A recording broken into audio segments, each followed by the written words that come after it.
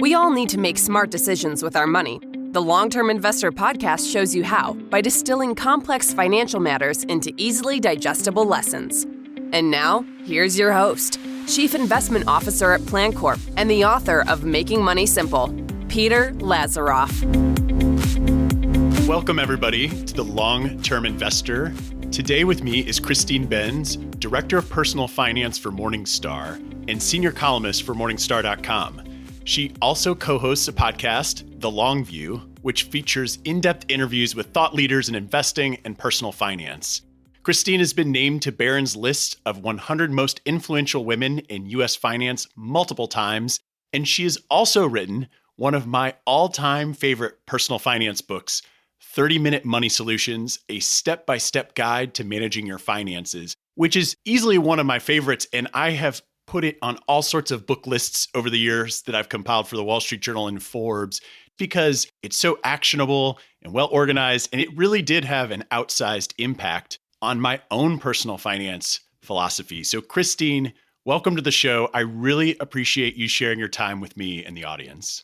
Peter, thank you so much for inviting me. I'm a big fan of yours and a big fan of your book as well. It's a treat to be here with you.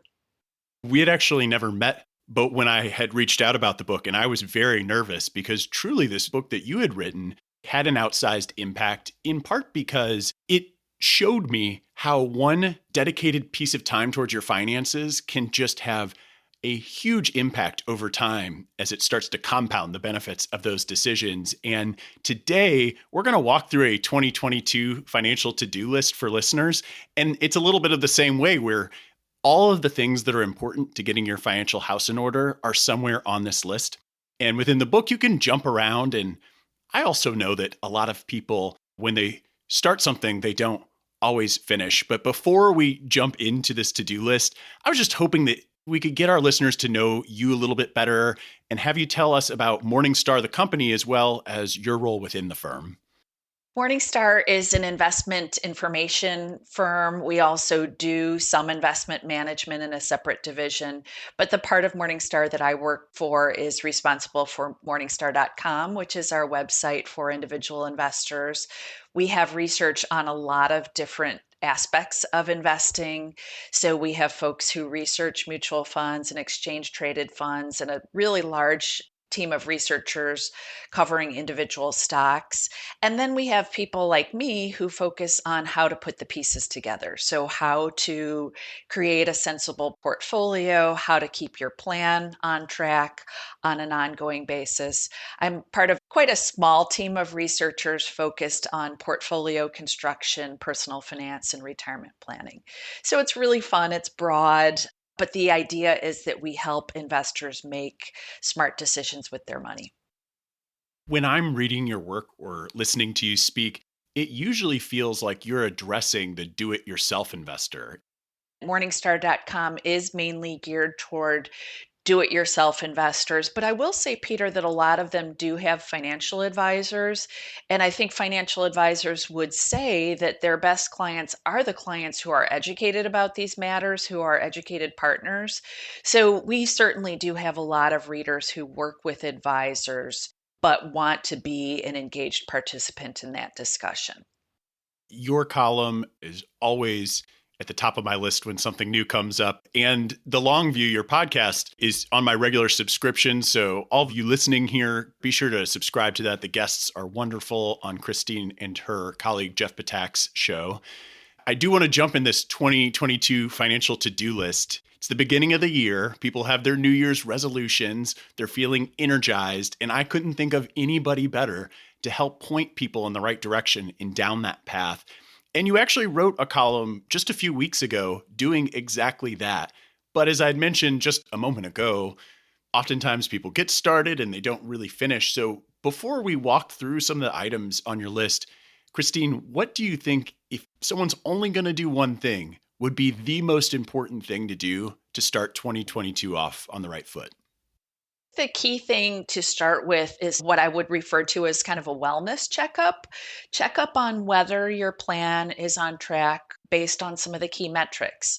So, if you're someone who is still saving for retirement, if you're working and saving for other goals, perhaps college funding or a home down payment or whatever that might be, do kind of that starting wellness check to see, is your savings rate on track? If there's been a silver lining within this pandemic, it's that many people have stepped up their savings rates. So look at whether you are saving a reasonable amount given your salary. I think for many people, 15% is kind of a good starting benchmark. For higher income folks, I would set the bar higher because a bigger percentage of their spending is discretionary. So you might be looking at like a 20% or even higher savings rate if you're a higher income person. Also, do some tracking on how much you've managed to save so far and see whether that looks reasonable given where you are in your trajectory toward retirement or whatever other goals you might have.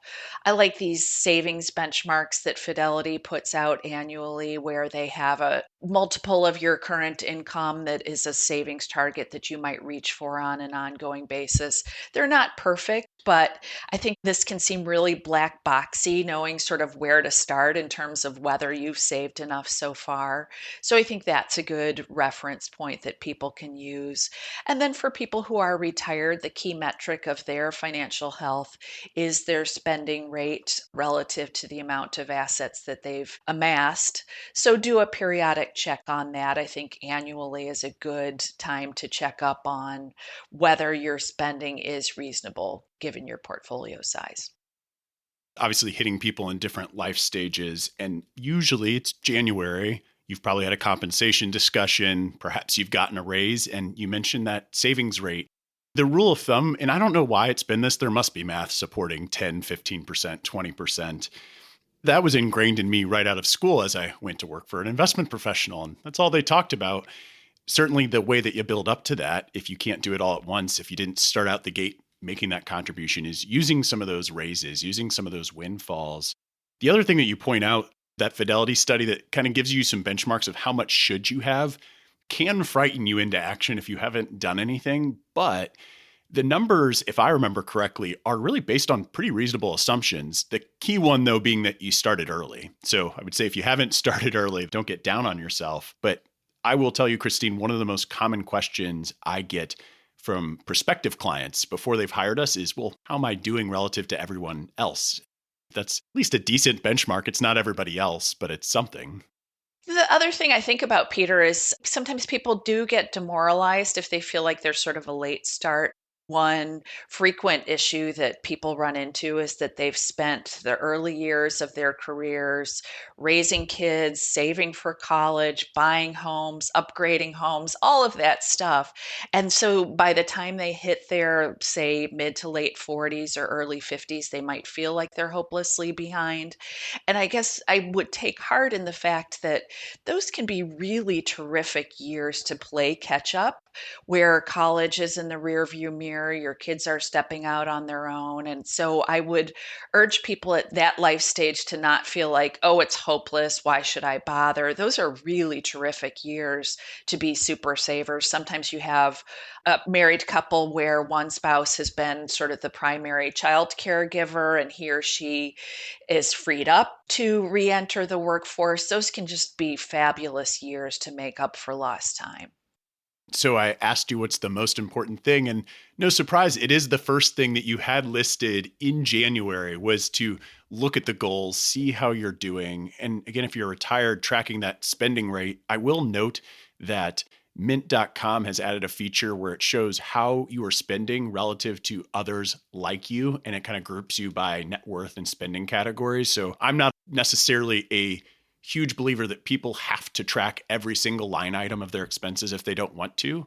But by all means, it's sort of like if you know you're very healthy, people always equate health and money. You don't need to count calories, but if you count calories, even when you are healthy, you do uncover some things from time to time. And Mint sort of allows you to do that in the background and then pull it up at a time like this to just get a sense of where things have gone. And oftentimes our spending creeps in different directions without us really knowing because it's so gradual at a time. So I really do like that advice.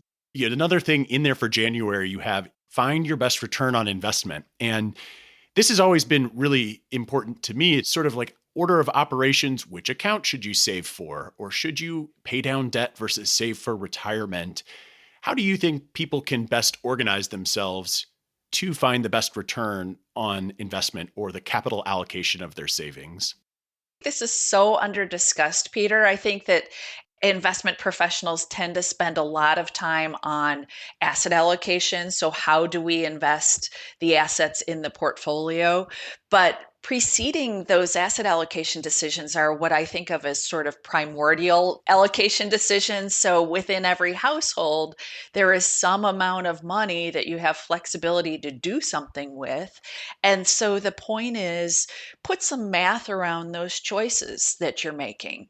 And to illustrate this, I often use a reference point from my own life where several years ago, my husband and I had our 15-year mortgage and we had an interest rate of, I think it was 2.875%. And we had shopped around. My husband had shopped for the very best mortgage we could get.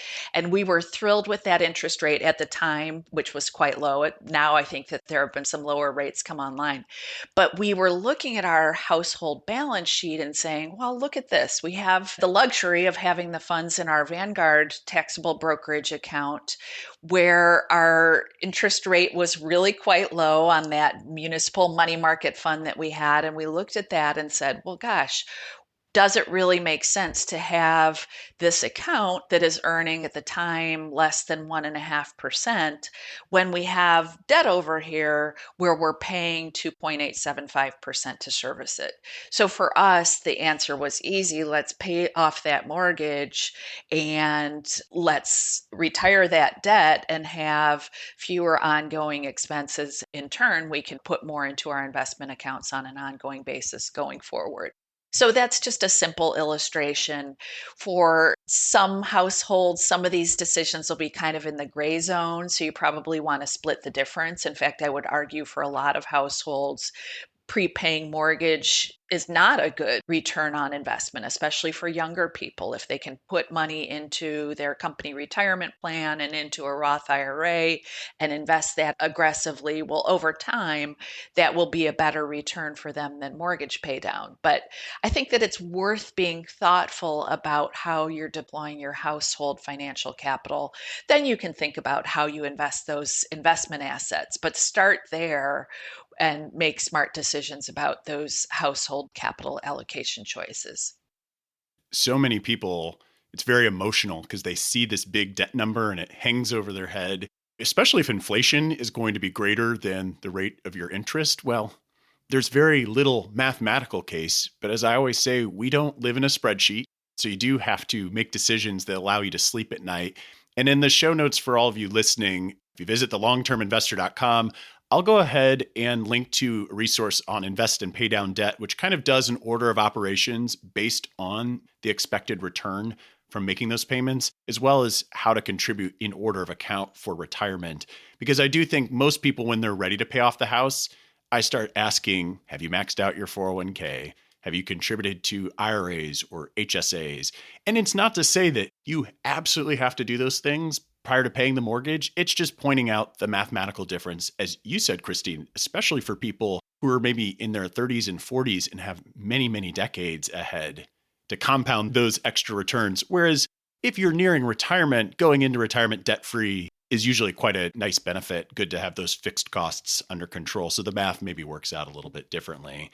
We're mentioning the retirement plan contributions. That's actually the last thing that you have in January. And not every year, but most every year, the limits nudge up. And I'm just going to go ahead and read it straight from your article. The limit for 401ks in 2022 is $20,500 for anyone younger than 50 and $27,000 for those 50 and older. IRAs are the same, where it's $6,000 for people under 50, $7,000 for people over 50.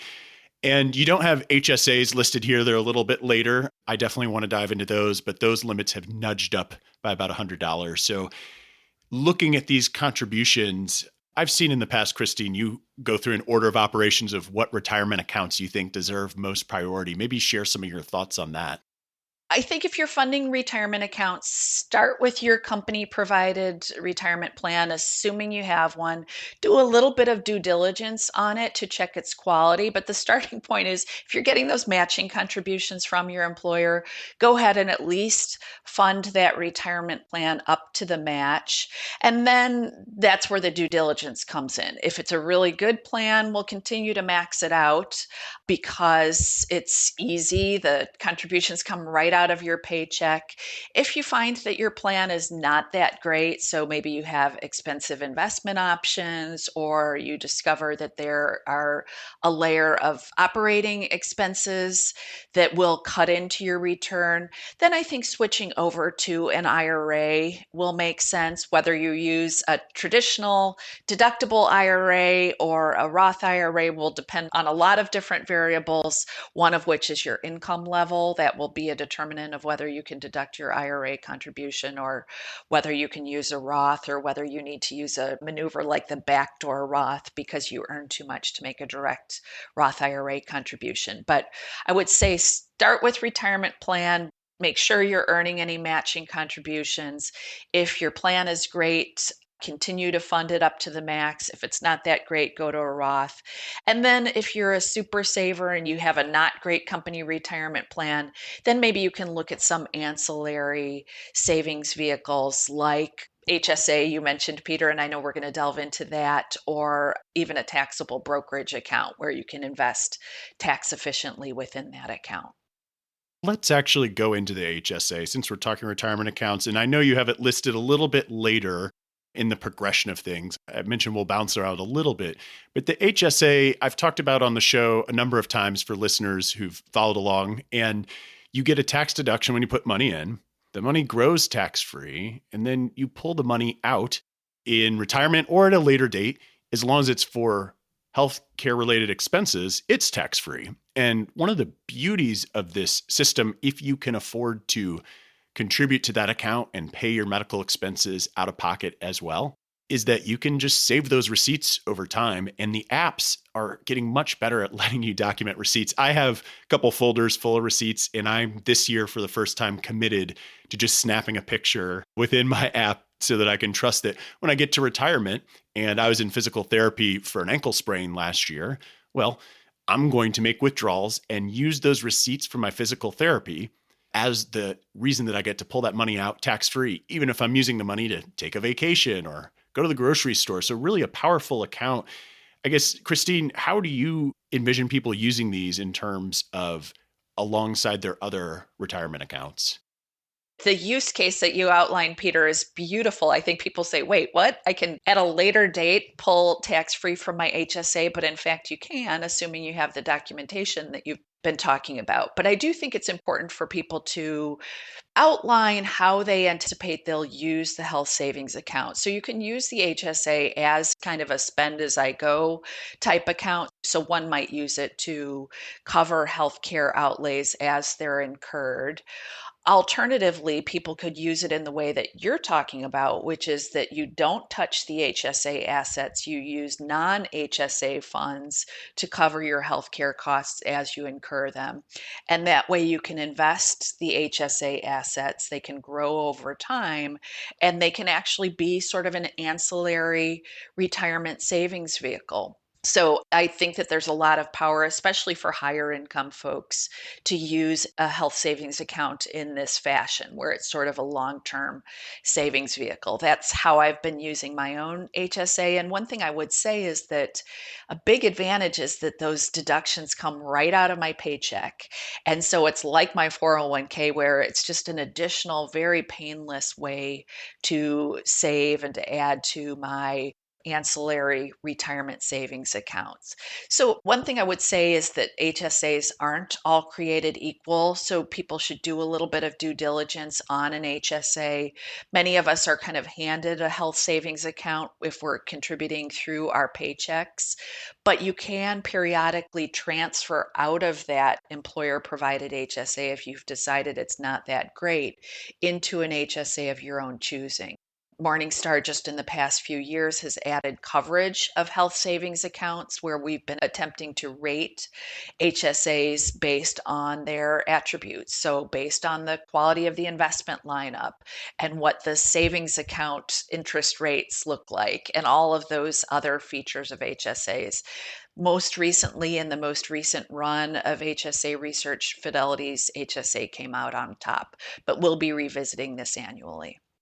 I will be sure to link to that in the show notes. If I remember, close behind it was Lively, which I use myself. And I found those, I actually made a switch. I won't say where I switched from because I don't want to badmouth the provider, but I was with a provider I didn't like, and it was Morningstar's ratings that opened my eyes up to a few different options. So I really like those. And if you are interested in using an HSA, go ahead and check out the show notes. I'll have a link there. And one final note I'll make, Christine, as you pointed out, this is a good strategy that we're talking about for high income earners. So using an HSA can be for everybody, but there will be a lot of people who make their contributions and then go ahead and spend on current year medical expenses out of the account. And then oftentimes in a workplace, you have the choice between a PPO plan or a high deductible plan. And the equation that I personally use in making the choice between high deductible plan and PPO is that if your medical expenses are going to be less than the savings in your premium, plus your employer contributions, plus your PPO deductions, then it's probably a good move for you from a medical expense perspective. Because just because you have a high income and you can afford to do this doesn't necessarily mean that the high deductible plan would be a better choice. Your regular visit, or I know if you have a child, for example, that's what we always tell people. If you're about to have a child or you have a big surgery coming up, this high deductible plan may not be ideal. So it's a very powerful retirement planning tool. It is not for everybody. And I love, again, I appreciate that we're jumping a little out of order to group it there with those other retirement accounts, something that you do need to think about as you're looking at your 401k or 403b, 457, whatnot, and IRAs. We're only in January. So January was a big month. I always tell people, oh my gosh, I could talk to Christine for 2 hours. Some of these, as we're going through, I'm not going to spend quite as much time on. Yet the very next one I am going to touch on a little deeply as well, which is in February, conduct a review of your investments. So I know what that means to me as an advisor. I know what that means to me as chief investment officer. Christine, what does that mean to you speaking to people who do or don't have an advisor? You mentioned the X-ray tool I know from Morningstar, which is wonderful and that I do use myself as well. But what is someone looking for when they're reviewing their investments? The key thing is to look at the asset allocation of the assets that you have earmarked for a given goal. That's probably the starting point. And the crazy thing about asset allocation is that the contents of your portfolio can slip around even if you haven't been making active changes. And so I think that's one thing people might not take into account, that many portfolios, because we've had such a great equity market, have slowly drifted to be more equity heavy. And for young accumulators, that's perfectly fine, may even be desirable. But for older adults, people who are approaching retirement, or maybe people joining this great resignation, it's been called, people who are thinking about hanging it up soon, they may have portfolios that are really quite aggressive given their life stage. And there's sort of this interesting thing that goes on where people, I think if they've been seasoned investors and they've made it through a few bear markets, they have a lot of risk tolerance. They feel comfortable taking equity risk. So someone who is embarking on retirement might say, well, that's fine. I know the market usually recovers. I'm fine with a 90% equity weighting and 90% weighting in stocks. The problem is that if you are just about to retire and the market falls early on in your retirement and you have a too aggressive portfolio and you don't have cash, you don't have bonds in that portfolio, the risk is that once you're in drawdown mode and you're pulling from that portfolio, you will have no choice but to sell from assets that have diminished in value. So I think it's a really important juncture for people to check up on their portfolio's asset allocation. I've been saying it's a really important juncture for the past couple of years, and yet we've continued to see ongoing strength in the equity market. But I really do think it's a great time to check up on a portfolio's equity exposure. And then additionally, check up on the portfolio's positioning within its equity exposure. So if we've been kind of inert with our portfolios, if we haven't been making many active selections, chances are the growth side of our portfolio, the Apple stock and the other high growth stocks that have performed so well, those are hogging a bigger share of our portfolios. So check up on your portfolio style box exposure as well.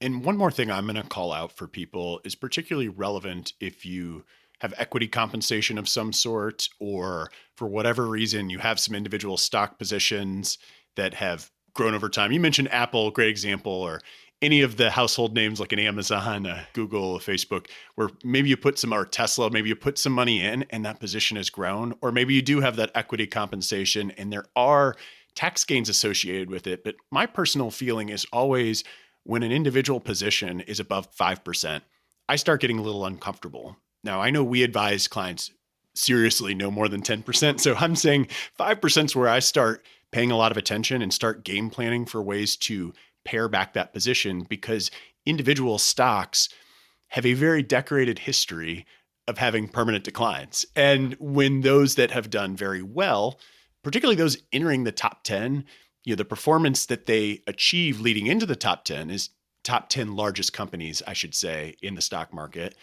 is good because that's how they got so big. The performance following the point at which they get into the top 10 has historically been pretty bad. I'll also note that when you're working for a company and you get your company's stock, assuming that you like working there, you're probably going to think pretty favorably because you know what's going on. You see certain initiatives firsthand. And sometimes I think the higher up you are, the more illusion of control that you have over the outcome of the stock. So I know, Christine, you've written on both equity compensation and individual stocks quite a bit. Anything that you might add as people are doing portfolio reviews with concentrated positions? One thing I would say, Peter, is that oftentimes, especially with the big name individual stock positions, they're duplicating other exposure in the portfolio. So someone who owns Amazon and Apple alongside an S&P 500 index fund, well, they have amplified those positions with the individual stock holdings. But I also completely agree on the employer stock. I think that there are a lot of sort of psychological tricks that our minds play with respect to employer stock. There's sort of that loyalty that we might feel, or truly we might be believers in our company. That's the reason why we're there. I think another thing that can come into play is sort of this sense that it's mad money, sort of if you've just received it through stock grants or restricted stock unit grants, that it might just feel like, well, this isn't my real money. This is sort of the play money that I have. And that might be, but if you've been receiving multiple stock grants, that can add up to a nice chunk of your net worth over time. So I think it does make sense to look at how you might try to reduce that individual stock exposure and do so tax efficiently. And this is a place where an advisor can certainly provide a lot of help. And finally, one thing I would say about employer stock is that I often reference this research that my former colleague David Blanchett did on individual stock ownership, on employer stock ownership. Ultimately, he concluded that the optimal percentage of employer stock for someone to hold is 0, that it is not additive to most investors' portfolios. It's certainly additive to some investors' portfolios, but it dramatically increases risk in the plan. So if you can have an ongoing plan to reduce that employer stock exposure, I think that that's a sane thing to do. Well, we have worked through January in which we're setting goals, tracking progress, looking at upcoming retirement contributions. We've reviewed the portfolio.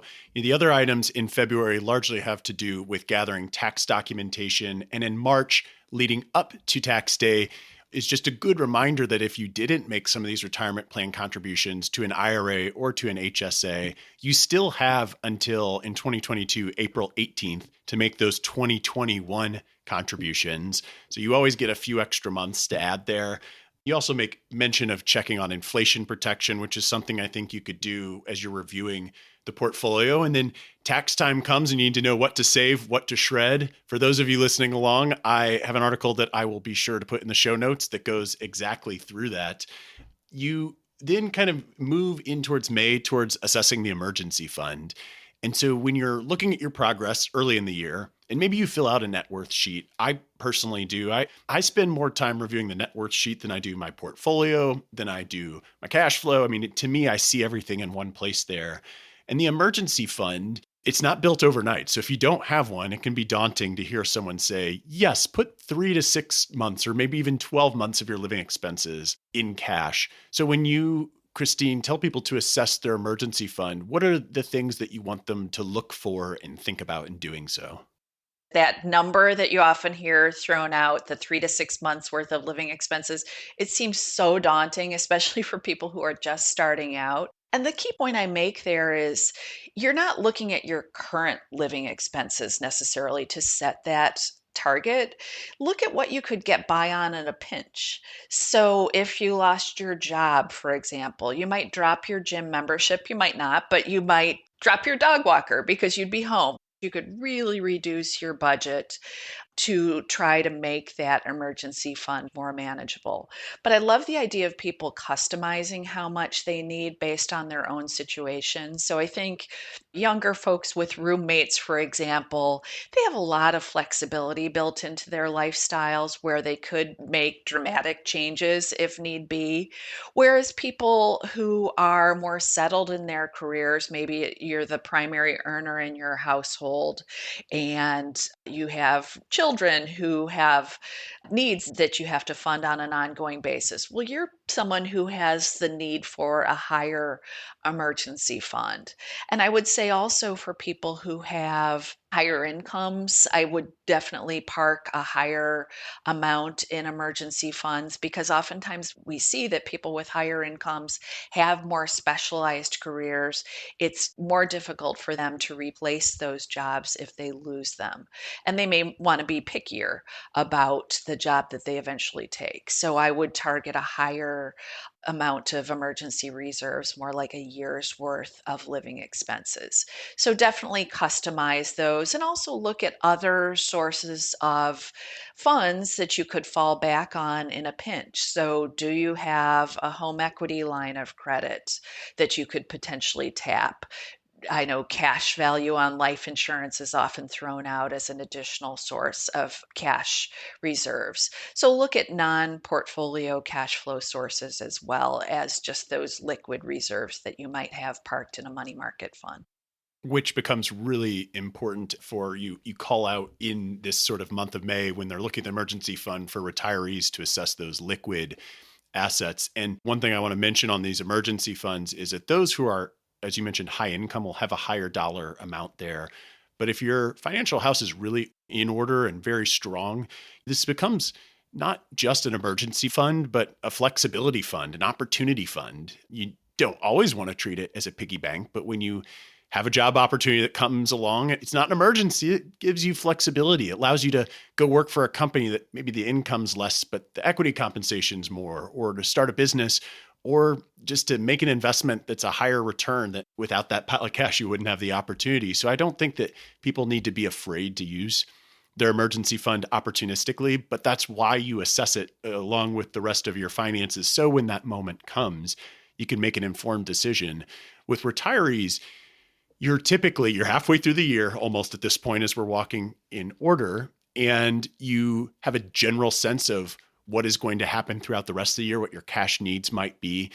And we typically at PlanCorp like retirees to retire with 1 to 2 years of cash on hand, which is a big number. And a lot of that is to try to eliminate sequence of return risk. So a bad market early in your retirement is going to permanently impair your ability to generate total returns from that portfolio over time to support the lifestyle. But you mentioned already a couple different liquidity buckets beyond just cash. You mentioned life insurance value. Some people will look at home equity lines. Any other areas where retirees might be looking for liquidity and assessing their opportunities?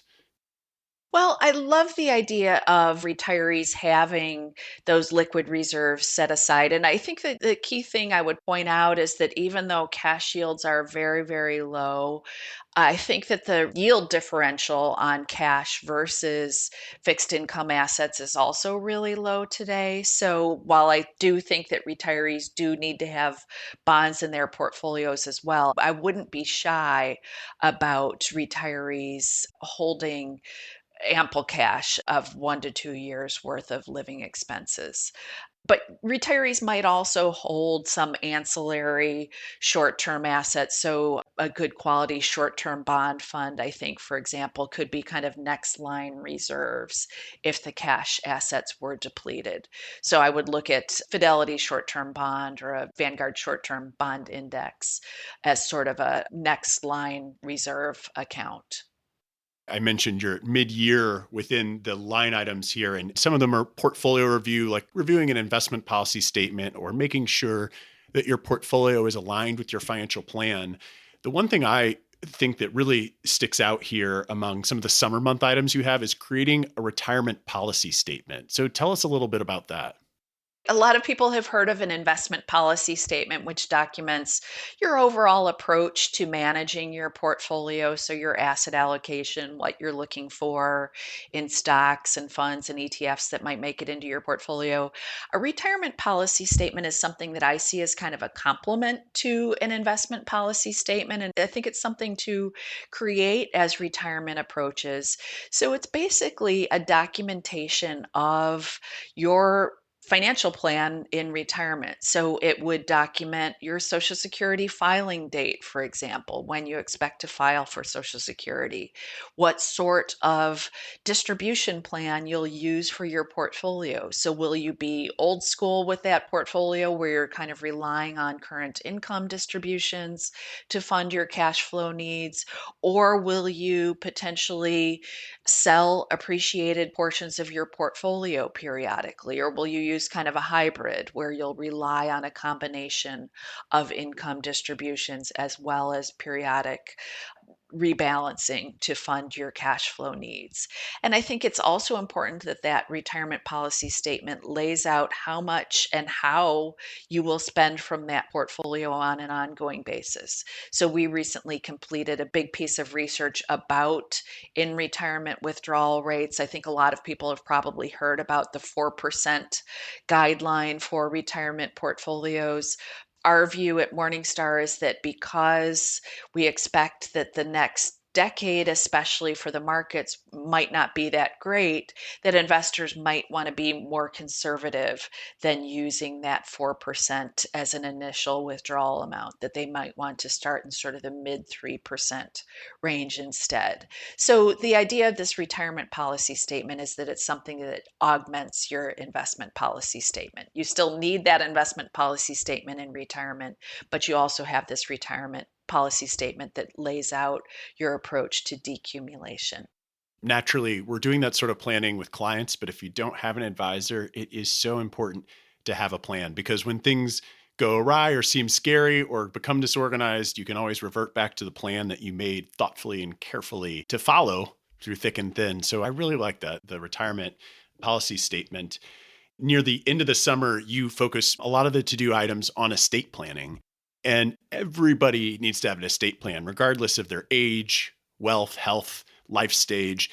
The degree or intensity or magnitude of the estate planning certainly varies from person to person. And it seems like there might be some changes to estate tax exemptions in the relatively near future. And if not, there's a clause for it to sunset a few years out. So I would say if you have an estate plan, we're getting pretty close to a point where you ought to reach out to your attorney to review that.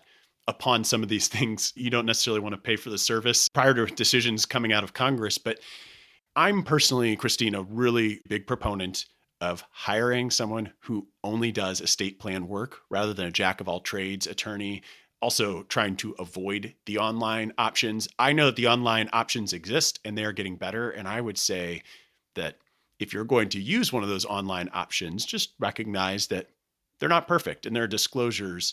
But one of the things that you call out that a lot of people forget in my experience is reviewing the beneficiary designations and doing the digital estate plan, which I had never actually seen that before. So I had to click into the article and see a little bit more of what you meant there. But things change over time, and you might have new accounts and they may not be titled correctly or the right beneficiaries there. The digital estate, maybe just quickly talk to people who are starting to accumulate more digital things, more personal accounts. Maybe talk to people a little bit about what they ought to be thinking about there. This is such a rapidly changing space, Peter, because the space now includes crypto assets, which are increasingly part of people's portfolios. But the digital estate plan really relates to all of the digital assets that you might have. So that includes logins for various accounts. And I think people may be aware that sometimes if someone passes away, their LinkedIn page might continue to be out there. The idea is that you are entrusting your loved ones to make some decisions about those accounts once you're not around to manage them anymore. So I think it's an important and will be an increasingly important aspect of estate planning. And certainly as people have digital financial assets like crypto assets, I think that'll become increasingly important. How do your loved ones, how do those you entrust with making financial decisions, if you're unable to do so, manage those accounts? And there was a part of the checklist that was earlier in the calendar schedule that I somewhat glazed over, which was creating a master list for people to reference. And this can be a good place to say, hey, these are my passwords and such. And for those of you watching on YouTube, just below me is my fire safe, which my wife makes fun of me. I never actually lock it. There's valuable personal identification things, but if there's a fire, I just don't want to have to go get them. And that's where we keep a few key passwords and sort of sorting out. It isn't everything. It's not as comprehensive, Christine, as the list that you have laid out.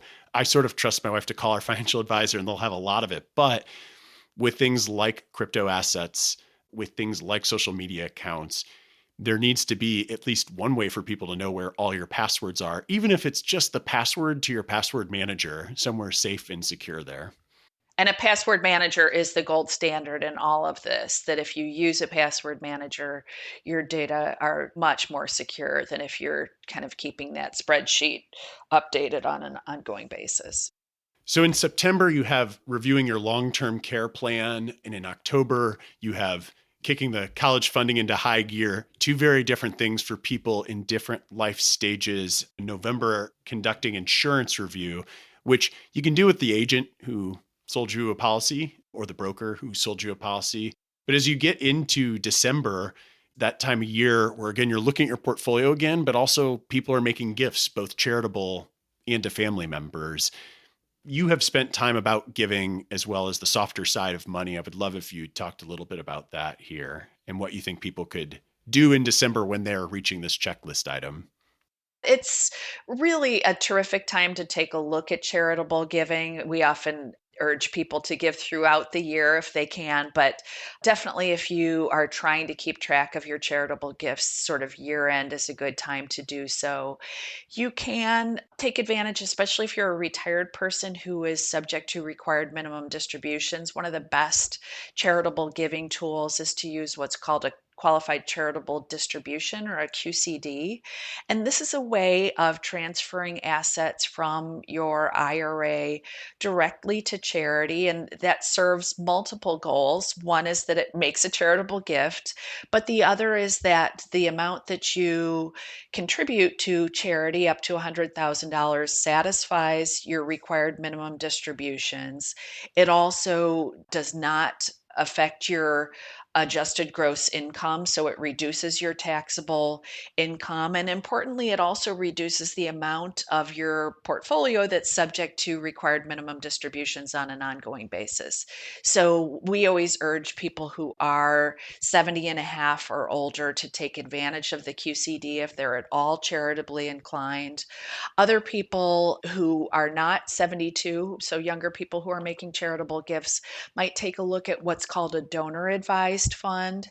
These have really taken off over the past several years. And the basic idea is that you are contributing assets, contributing appreciated stock or even mutual funds directly to the donor advised fund. And you earn a tax break on the year in which you contribute to that fund. But the nice thing about the donor advised fund is that you can actually take your time and be deliberate about making those contributions. So even though you earn the tax break on the year in which you make the contribution, you can take a bit of time to get the money put to work with charities. So I think that this is a strategy that investors have been embracing. Donor advised funds can actually take illiquid stock and deploy it and allow you to then contribute the funds to charity. Certainly, you can contribute appreciated stock directly to charity as well, but a donor advised fund might make that simpler, especially if you have less liquid stock that the charity may not want to deal with. So my favorite thing about the donor advised fund is that you only have one tax letter to keep track of. And so if you're charitably inclined and giving several $1,000s a year, but all in little chunks, and you have to come tax time, find all the tax letters, all the receipts, that one donor advised fund contribution is the only documentation you need to keep. And then you can dole out the gifts and not have to keep track of as many things. And I also know, having served on some charitable boards, both large and small, is that if you're giving to small organizations and you want to give appreciated stock, they're more than grateful to have the gift, but some people just aren't set up as well to receive stock. And so receiving the gift from you via donor advised fund just makes it a little more easy to digest that gift. And this is really important with small organizations where there's only a handful of staff. If you want them to spend as much time on the mission as possible, a cash gift, whether it's cash or coming out of a donor advised fund, is far easier for them to spend their time doing the mission work than trying to take care of a stock gift and get it liquidated. And if they don't have an account, they have to go open an account. So just food for thought there for people, the convenience level for yourself as well as the convenience level for the charities themselves. One thing I would say, though, is that donor advised funds are not all created equally. And so do your due diligence there as well, because there are expenses associated with these funds. Some of them are quite inexpensive. So I think Vanguard's arguably is the best in my view, but just do your homework on what you're paying in terms of administrative costs. In Morningstar, there's no rankings of those yet, are there? No, but we've been talking about it. And my colleague, Amy Arnott, has done some great work where she's looked at some of the big ones. And I think she has concluded that Fidelity's and Schwab's and Vanguard's, which are kind of the big three at this point, they're all very serviceable, whereas some of the other donor advised funds aren't quite as good. As we're running up on time here, we've largely gone through the whole list. And again, I'll be sure to link to it in the show notes at thelongterminvestor.com. But there are two questions that I ask all of my guests. The first of which you have actually answered very publicly in a book called How I Invest My Money. And actually my next guest is Brian Portnoy, who's one of the authors who compiled that book. And so certainly listeners, you can tune in for that and we'll hear a little bit more about that. But the one question I ask people is, what's in your portfolio? How do you invest your money? So I don't expect you to regurgitate all of that, but maybe give people a little bit of a taste. And I will link to the book so that people can read your chapter within that book. Sure. It's a good question, Peter. And I think people should ask this of their financial advisors or whoever they're looking to for financial guidance. My portfolio is pretty minimalist, and that has been an active choice. I think as we get on in our lives, things have a tendency to get a little complicated, and I have tried to rein that in. So I invest in my company 401k plan. My husband invests in his company 401k plan. He's primarily an index fund investor in that plan. And within my plan, I actually have, I would say, probably a majority of active funds. I would say that having been a fund analyst for many years and eventually heading up our US team of fund analysts, I think I'm a pretty good fund owner and fund picker. So the funds I have are Vanguard International Growth. I have American Funds Washington Mutual, a number of active funds. And the key there is that I've focused on really low cost investment funds. And then within our taxable brokerage account, we have invested primarily with Vanguard. where we have Vanguard's municipal funds, the cash account, as well as intermediate term municipal fund. And then we have just a handful of funds, of equity funds. We have Vanguard International Value in our IRAs and Vanguard Developed Markets in our taxable brokerage account and Vanguard Prime Cap Core. So we've tried to keep things pretty skinny down on an ongoing basis. And I would also say we talked about employer stock, and I've been lucky to receive Morningstar stock over the years, and it's done very well and is arguably too large a share of our portfolio, but we've been trying to divest of that in a tax efficient way over the years. So that's kind of my portfolio plan in a nutshell. I really do try to keep things pretty stripped down on an ongoing basis. I like to keep things simple. Me too. And thank you for sharing that, Christine. Just real quickly on your chapter within the book, my favorite thing is that if it's not right out the gate, you mention pretty quickly that you're not that passionate about investments. So those who are hearing you talk about your career and your role, even in what you're doing now that mixes the planning with the investing, that probably will surprise those. And I think it also goes to show that the investments is just one piece of it all. It's certainly my primary focus at PlanCorp, but at the end of the day, I don't look at my portfolio really ever. I looked at it the other day to see what the value was so I could fill out my net worth worksheet, but that was about it. So I appreciate you sharing with the audience a little of how you think about that. The last question I have for you is, what does it mean to you to be a long-term investor? I think the key thing is just to stay focused on goals and let those lead the way and balance that alongside decisions that you might need to make to deliver peace of mind. And so I think that continually revisiting goals, how you're doing on your proximity to goals, let that be the guidepost. Don't let how you performed relative to the S&P 500 or relative to your brother-in-law guide the way. Look at how you're doing relative to your goals. And as you advance in your investment career, give greater priority to peace of mind, because I think that that becomes really an important part of reaching goals. Is not only did you hit that financial goal, but also did you find comfort along the way. So that to me is what being a long-term investor is about. Christine, where can listeners and viewers find you? Well, I'm easy to find on Morningstar.com. I've got something up there almost every day, either a video or an article. On Twitter, I tend to be an active participant. I really enjoy the discourse that happens there. And my Twitter handle is @Christine_Benz. And then our podcast, which you so nicely mentioned, Peter, is called The Long View. This is something that my colleague Jeff Patak and I work on, where we interview a thought leader in investing or personal finance or retirement planning. Again, thank you so much for joining me. This is really exciting to have you on the show. I'll be sure to link to all those things in the show notes at thelongterminvestor.com. If you're viewing this on YouTube, please like and subscribe so that you don't miss another one of these great interviews. And if you're listening on the podcast, please leave me a comment, because I'm reading those and trying to adapt to what it is you want to hear and who you want to hear from. But until next time, thanks for joining us into long-term investing.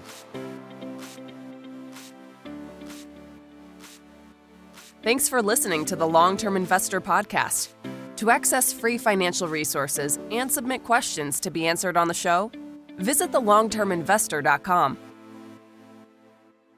Peter Lazaroff is an employee of PlanCorp and BrightPlan. All opinions expressed by Peter and any podcast guests are solely their own opinions and do not reflect the opinions of PlanCorp or BrightPlan. This podcast is for informational purposes only and should not be relied upon as a basis for investment decisions. Clients of PlanCorp and BrightPlan may maintain positions in the securities discussed in this podcast.